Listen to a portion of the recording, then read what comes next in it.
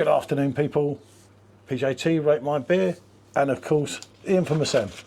Right, back on the beer farm. Our friends with the cows, and again, a special thanks for sending us these beers. If you check back, we've done an unboxing, and we've already done the Pilsner. Interesting story, and the great thing is as well, they give you tasting notes with everything. So it means anyone. That's a really nice touch, isn't it? I like it when companies do that. Yeah, it just gives you an idea. I mean, sometimes you can try yourself and see if you agree, sometimes you won't agree, but any Wally could review a beer with one of these. Because you could just hide that, read that, and well, you could, couldn't you? But this is called Grazing Girls, a fruity hoppy pale ale at 4.5% ABV. The actual write-up is saying ripe tropical fruitiness on the nose with a big hoppy taste and a clean, light, bitter finish. So it sounds good. Open it up and give it a pour. Yeah, okay. 500ml bottle again. As I say, they've just gone. So this is Brew 61, and they were kind enough to send us these beers. And the beer farm. Yeah. As I say, and there's a lot of history for them. They really do care. The owner Tim, absolute legend, and just with all this, with all the write-ups of everything, gone that extra little way, aren't they? Must have been through the dishwasher. It probably has, actually. It's from the glass from the kitchen. That looks good.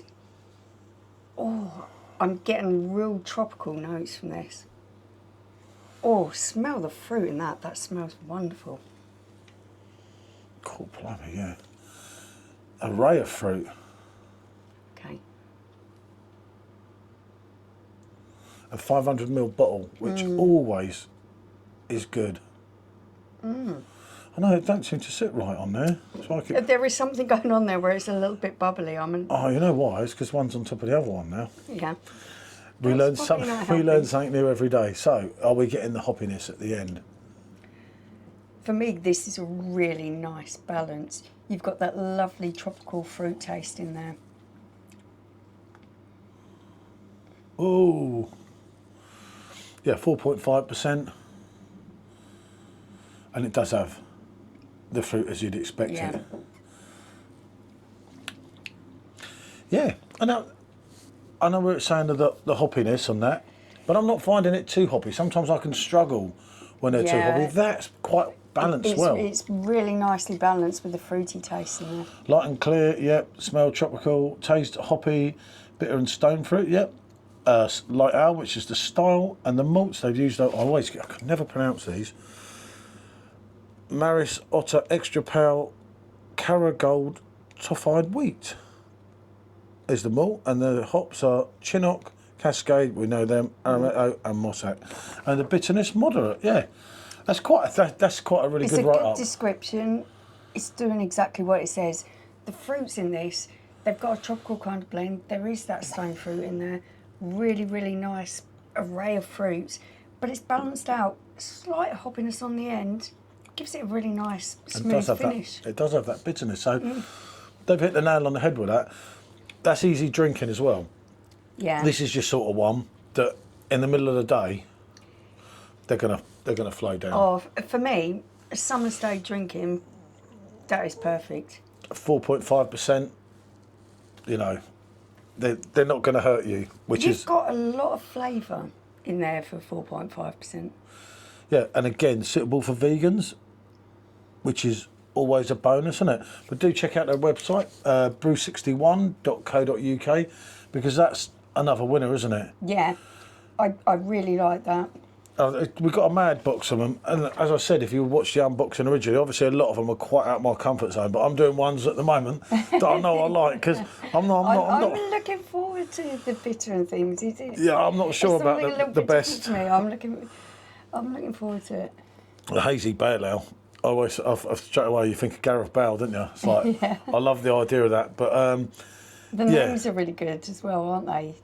They've named them around sort of the farm and the cows and stuff. I really like that. It's a great thing, and I think it's great, and it's great to see them do it. So do check them out on Instagram as well. And yeah, absolutely excellent sending these. I can see why they were confident in the products, because we've had two now and they've been really, really good. I'm still not sure about the Brambling Best. That was the one I was going to do first, but I don't know. I think their take on it could be quite different to what I think from the old style and everything. But that, again, getting back to that, so easy drinking. Yeah. And that's what you want, especially, obviously, it's a sunny day today. I know the weather's going back down for a little while, but it's delivering. You know, we did the Golden Fleece Lager, which was an absolute cracker of a drink. That was really good. That's the sort of one that if you had on a keg, you'd be absolutely laughing, wouldn't you? Yeah, I'm going to give this a rating. Let me see, where am I going to go with this? I'm going to give this a big 8 out of 10. It's a good beer. It is a good beer. Yeah, I suppose it's hard for me. I'm not so good with the pale ales, although I've got a lot better. What did worry me with this one, I like the read up with it, but I thought, oh, it's going to be really, really hoppy and everything. But it's not. It's not. It's really nicely balanced. Yeah, a good balance, which is what you want from a beer now. The problem is with some of them, they are so hoppy that they kind of like, you get to it like, whew. You have to be someone who is like a big IPA drinker to really appreciate that massively hoppy taste. Yeah, for me, I can do it and I kind of get into it and enjoy it, but for you, you just find it When the hops overpower the fruit too much, for me, sometimes I prefer a pale ale to an IPA. But then sometimes some of the pale ales have a lot of hoppiness really and the hoppy, IPAs don't yeah. now.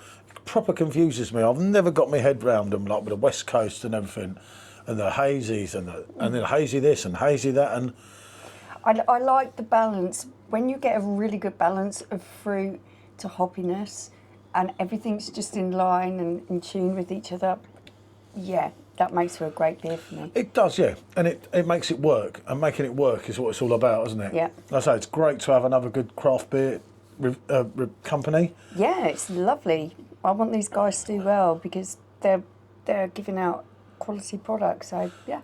Yeah, and I'd say with some of them you can get in a bottle and a cask, and some of it you can actually get on keg. So yeah, this one actually comes in bottle, cask, and keg. So they're doing their options good, you know, as well, coming out the cask. Yeah, It's always going to have always going to be that little notch higher. added thing, isn't it? Like when people put them in the cans, you know, you have to put them in the cans for travelling and everything, and I get that.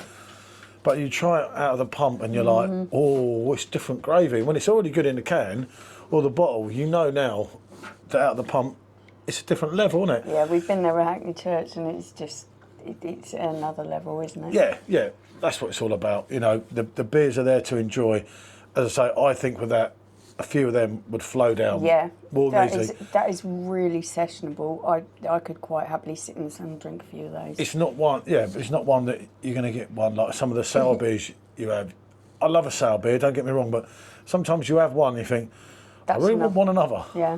But that, it goes along the lines with Ghost Ship. Yeah. And I think, thinking back to that, doesn't Yeah. it? So there, which I enjoyed Very as well. sessionable. But this is more fruit, whereas the Ghost Ship was more grapefruit, if I recall. Yeah. So, what can I say? Look, thanks for watching, and bonjour.